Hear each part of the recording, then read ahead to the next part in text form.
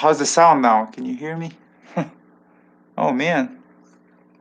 Thanks for the heads up, Frank. Now I think I'm getting a little signal. Let me know if it got back. Weird.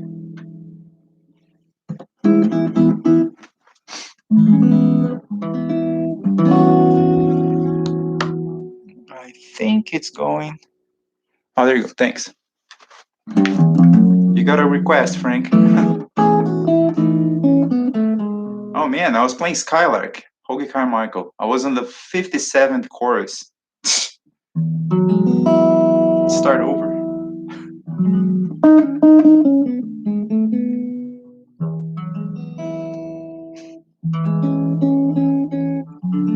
I'll try to make sure I keep my eyes closed and keep an eye on the chat as well.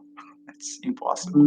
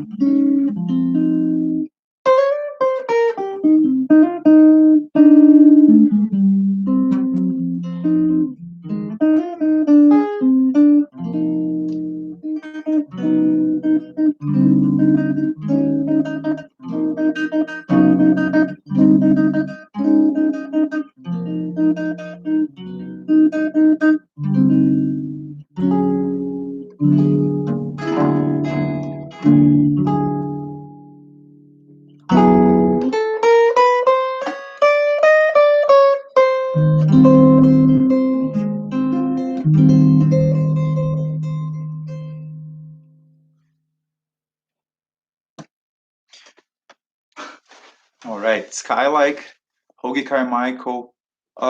Thanks for joining me, us here at UIS. This is the Jazz Guitar Hour at UIS. I'll be here every Wednesday. I have been here every Wednesday for the past 3 Wednesdays, from 6 to 7 ish, talking about topics that might be relevant for you in the sphere of jazz guitar or just jazz, or anything related that I can talk about.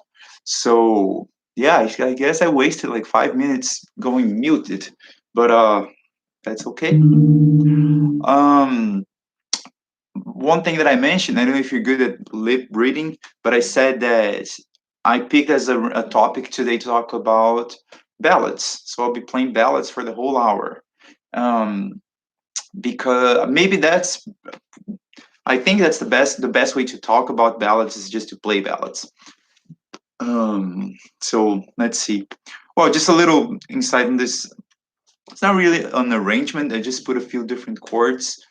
I started in the key. The song is mostly performed in the key of E flat, but I started playing it in the key of E, just because of those lots of open strings possibilities. Every key offers open strings possibilities, but the key of E for that song, I think it fits quite nice. And then I played it with a few glitches.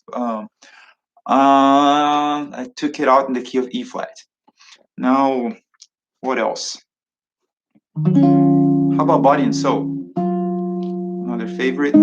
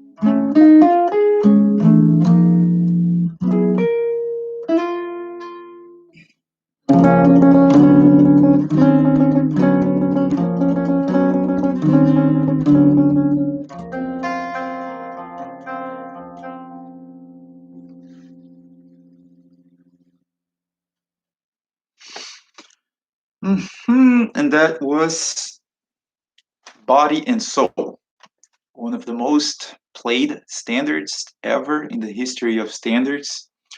Um, this is an interesting one because some tunes that are played that people like to play over and over again. I don't know, let's say like All of Me. If you go to a jam session and call All of Me, some people may look at you like, oh, that's corny. But Body and Soul somehow manages to, like, in whatever situation, it always works. Nothing against All of Me. I like it. Maybe I should play it since I'm talking about it.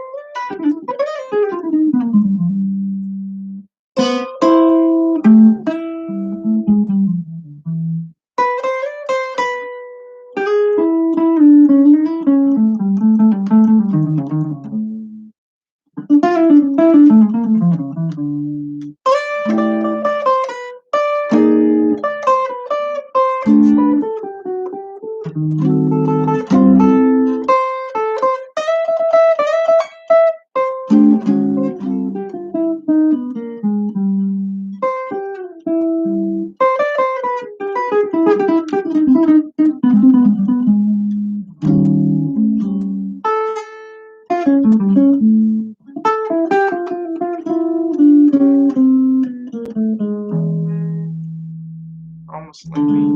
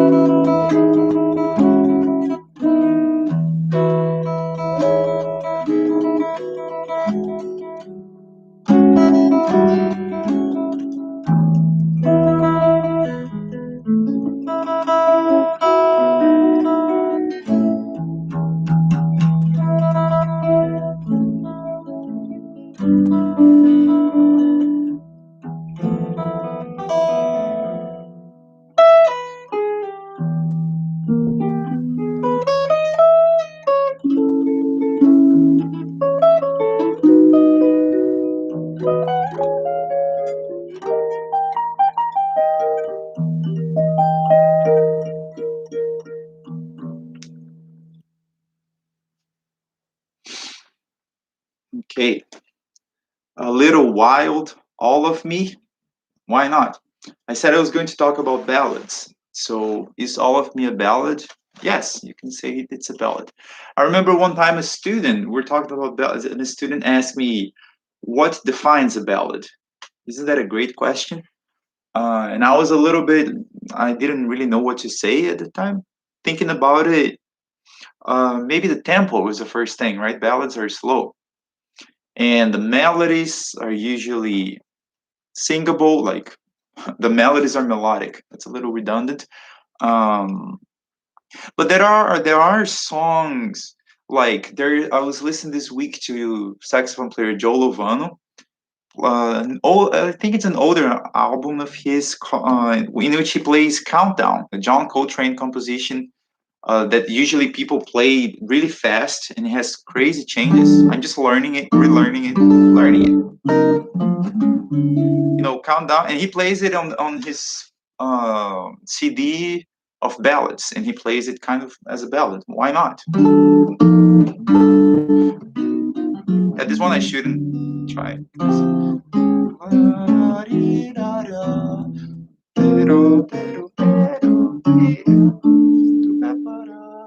Maybe as a ballad.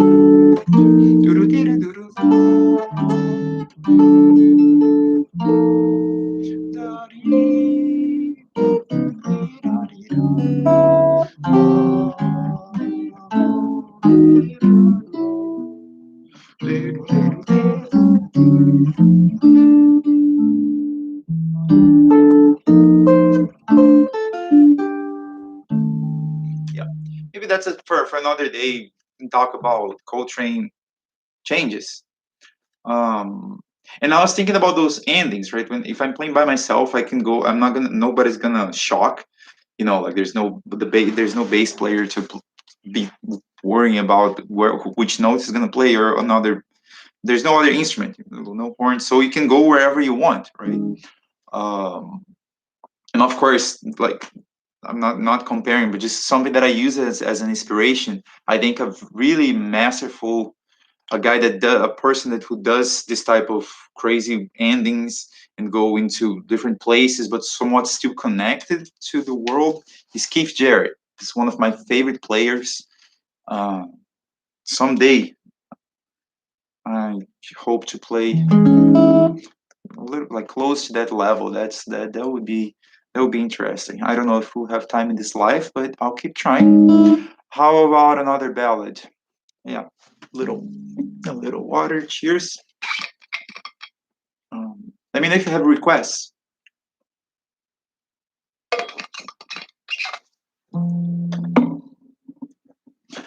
How about some ballads by Thelonious Monk?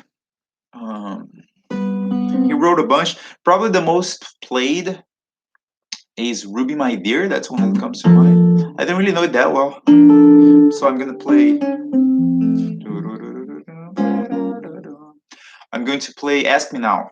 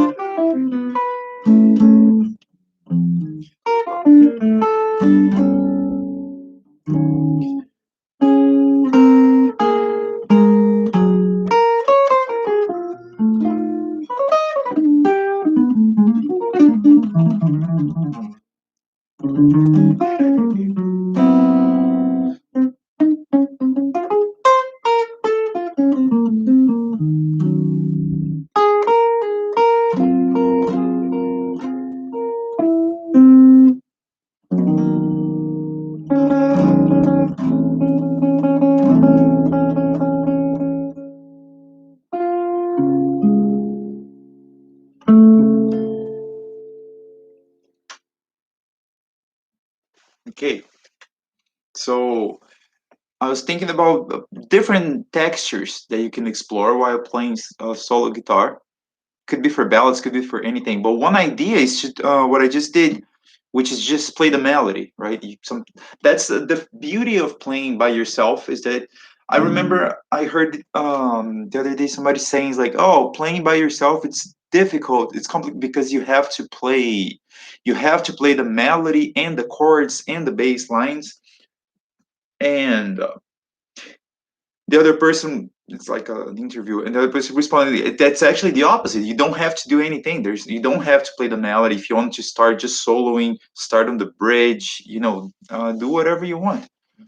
If you try to keep I'm playing by myself, so I have to play the bass melody and the bass in the melody and the chords and keep the form and keep the tempo. No, you can do whatever you want."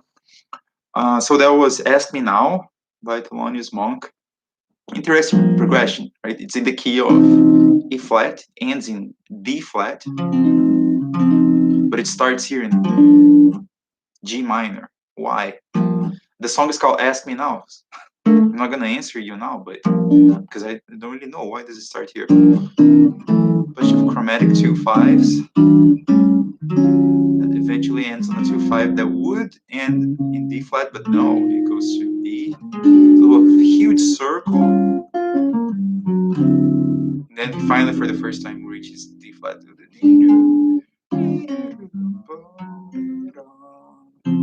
Cool. I'm gonna play another Monk ballad, just because I like it. This one is called Reflections. It was recorded, and speaking of Monk and guitar, maybe in solo guitar as well. A couple of people to check out in case you haven't. Peter Bernstein is one incredibly, ridiculously amazing guitar player. He did an album. I think it was the same album that another one of my favorites, Bobby Broom. They both did an album, a trio recording playing Thelonious Monk's music. And yeah, Kurt Rosenwinkel, another one of my favorites. Those three are some of my definitely my all-time favorite musicians. Kurt Rosenwinkel recorded this song as well, um, kind of recently. So, Reflections.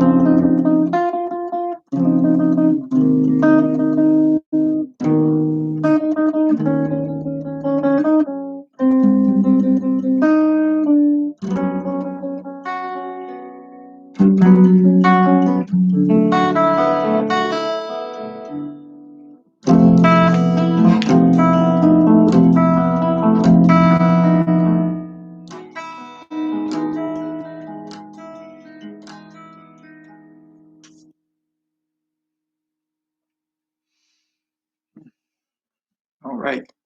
So that was my version, my interpretation of Thelonious Monk's Reflection. I don't know if you noticed, I played the A section 3 times. Why? Because I forgot the bridge, so I could pretend that it was just part of the arrangement that that I was going to play the A section 3 times. Sometimes it happens though that people play first A section out of tempo, and then they start playing the melody. I'm kind of making an excuse, but also trying to take advantage of the learning experience that's something that happens actually when someone plays an introduction, the A section out of tempo, and then the other players sometimes it gets confusing if that melody was just an introduction or if it was counting, as the A section. So, but those are things that with the people that you play with, sometimes just with a look, you can kind of tell if they're supposed to go to the bridge or to just play another A or invent a C section. A couple of chords that I did in the end here that I think it's worth mentioning. Just chords that I use a lot and I like, and I don't mind revealing my secrets because because I'm always trying to find new stuff. So, but check this out. If you play, I was just going like changing chords randomly in the end. But as a one of the very last chords, I played this guy here, which is just F major seven, right? This little shape, F major seven, and with those two open strings, the B, which is what, which is the sharp 11 of F, and the open E, no problem at all, right? And then I put the C on bass, which is the fifth of F, so it sounds like this. But then to make it a little bit weird, you can, instead of repeating, right now I'm playing playing the E 2 times, so you can play E flat. So now it's a dominant chord, but then you can also play the major seven on top. Why not? Sounds like this. So I like when I encounter this type of chords that are theoretical. It's like I think you can say that theoretically wrong, right? To put a major seven on a dominant chord, both sevens. But other, of course, people, even Antonio Carlos Jobim, a composer, maybe some people know him as a more of a traditional guy, but he used that chord. I don't know this. Don't remember the song. Might have been on Luisa. I think somewhere in there he uses something like that. He plays like an A flat dominant, sharp 11, and then on the melody plays the major seven. It's a cool sound. Um, okay, enough talking. More playing. Um, another ballad. Let's see. Oh yeah, let's do one. I'm looking at my. There's a piece of paper on the floor. A tune that I was trying to find some different chords for it. See if you recognize the melody. The chords are fairly far removed from the original chords, but let's see. Hopefully, still the melody is still. Hopefully, the melody is still recognizable.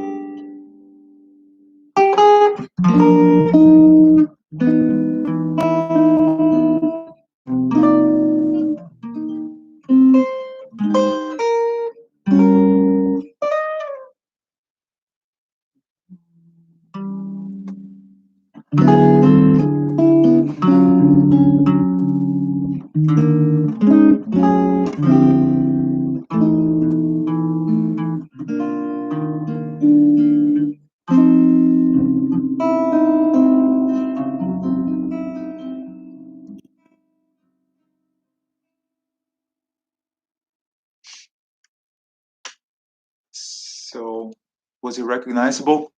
Hope so. That's the melody for a reharmonization for "When I Fall in Love," which you might have heard in the voice of Celine Dion. When I fall in love. Um, Pretty song. But lots of jazz players recorded. Miles Davis played it many, many times. Keith Jarrett, everybody recorded it. Um, so little reharmonization. Why not?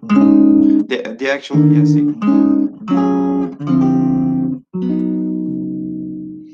Not a whole lot of logic, just like trying to follow. I'm mostly thinking about voice when I do reharmonizations. About more singing. No, no way, Jose. I do have another reharmonization though that I can talk about. Actually, I can close with a singing thing in Portuguese.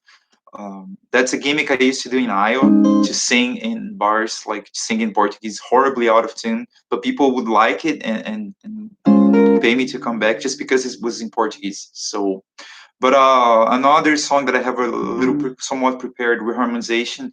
It's "My One and Only Love" since we're close to Valentine's Day. So, little theme. This is my one and only love.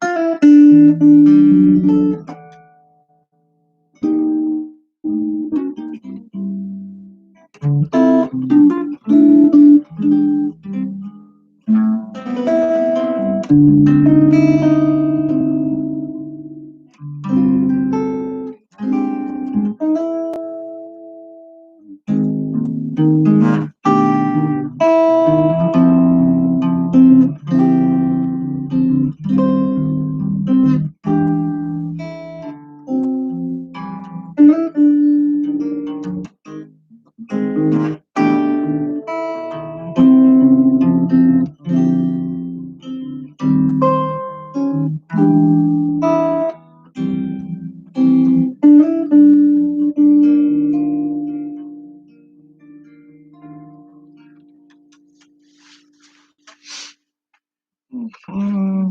My one and only love. Uh, so this is cool. It's kind of like a performance, but also a little lecture. It is what it is. So a couple of chords here that I think I can mention that I'm happy that I encountered them. I didn't invent them, but I encountered them. This for D7. Where was it? Well, there's a D7 here that see, it's very inviting to use those open strings, like those little clusters. Here, the minor 7, along with the 6,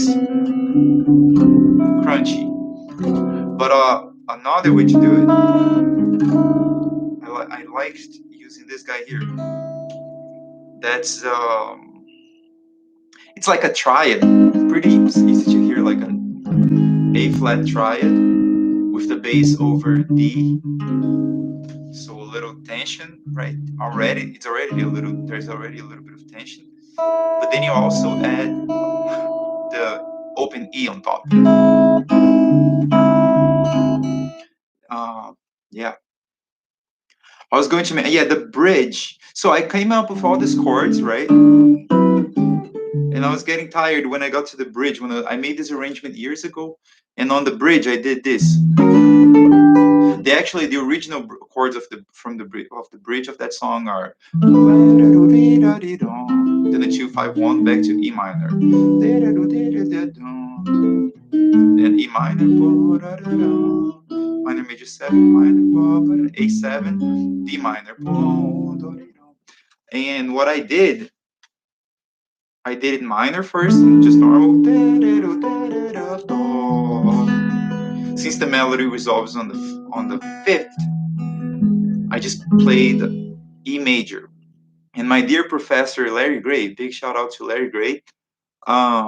He thought it was a lazy. He thought I was just lazy, and I agree with him. It was a little bit of a lazy device.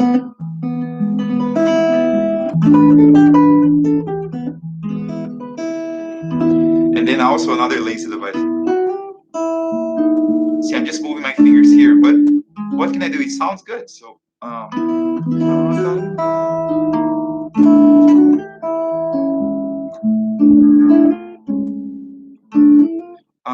I thought about him, about Larry, because on this "When I Fall in Love" arrangement, I used the same device at some point here, just playing a bass pedal note and moving the same shape. It's a little bit lazy, but I think it works. And I say Professor Larry Gray because I think more than I'm not going to say anything about presidents, but professors, I think you shouldn't say ex professor, right? If it's a professor, it says so. Professor Larry Gray. Even though I'm not studying with him right now. Anywho, standards. So all those, I think, 100. No, not all of them. The Thelonious Monk songs were not composed with words, but I think everything else had words. I played Body and Soul that has words. I played My One and Only Love that has words. What else did I play? All of Me has words, and I know a little bit of parts of the melodies on some of those, but I do know the melody of. I think I remember for Will I Ever Find, what is it called?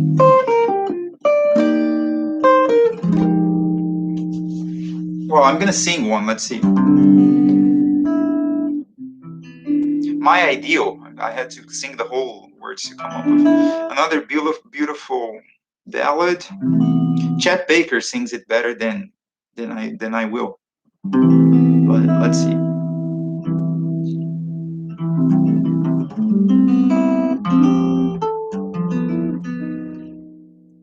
Will I ever find the girl in my dreams? The one who is my ideal. Maybe she's a dream, and yeah, she may be. just around the corner, waiting for me. Will I recognize a light in her eyes that no other eyes reveal? Or will I pass her by and never even know that she was my ideal?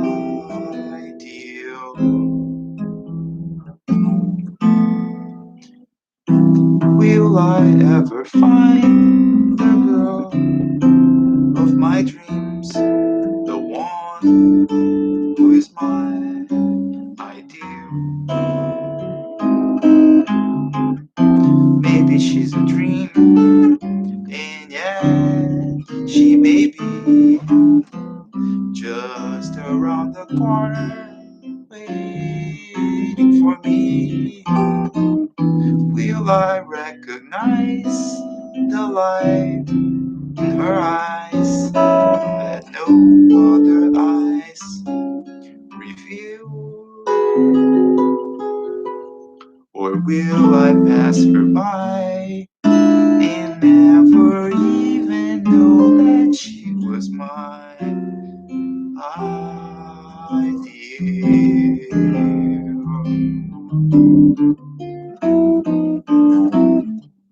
Or will I pass her by and never even know that she was my ideal?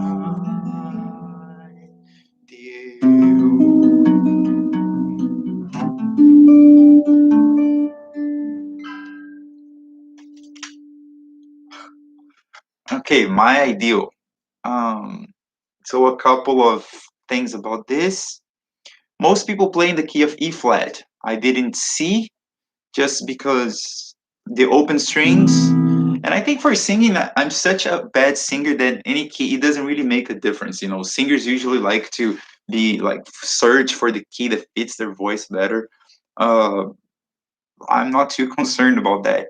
And I made a point to use again the D. There's a part here that lingers on a D7, and I use the same one that I used on my one and only love. So in a sense, you could say that I'm just being repetitive. In another sense, you can say that I'm building my own vocabulary of chords. You know, I think it's probably both. Okay, so closing up. Thank you for joining. I'll be here every Wednesday from 6 to 7. Today is gonna probably go a little bit later, but it's okay. Um, Feel free to send suggestions. Thanks, Frank, for letting me know that I was muted in the beginning. So yeah, this thing, the more interaction we have, the better, you know. So, but if you're watching later, that's okay as well. I'm gonna close it up with a tune by Tony Horta, one of my main inspirations, Brazilian composer. The generation after Jobim, I love everything Jobim did, and there's a lot of people, wonderful people before Jobim as well that influenced him.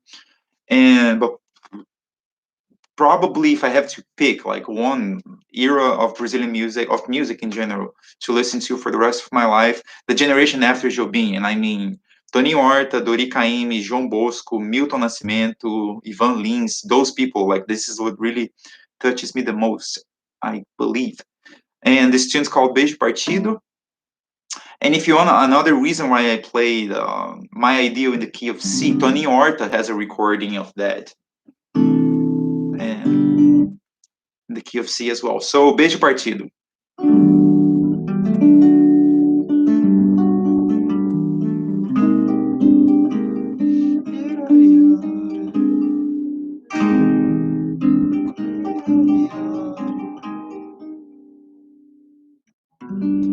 Sabe, hoje eu não faço fé nessa minha loucura. E digo, eu não gosto de quem me arruína em pedaços e Deus é quem sabe de ti. Eu não mereço beijo partido.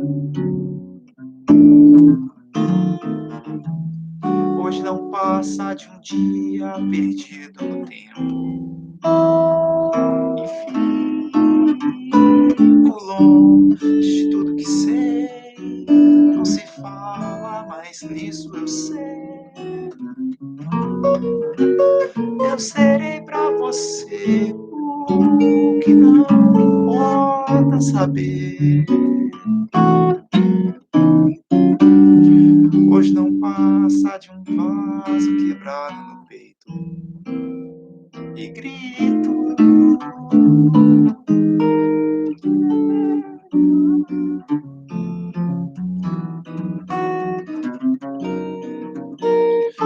Olha o beijo partido, onde dará a rainha que a lucidez escondeu e escondeu.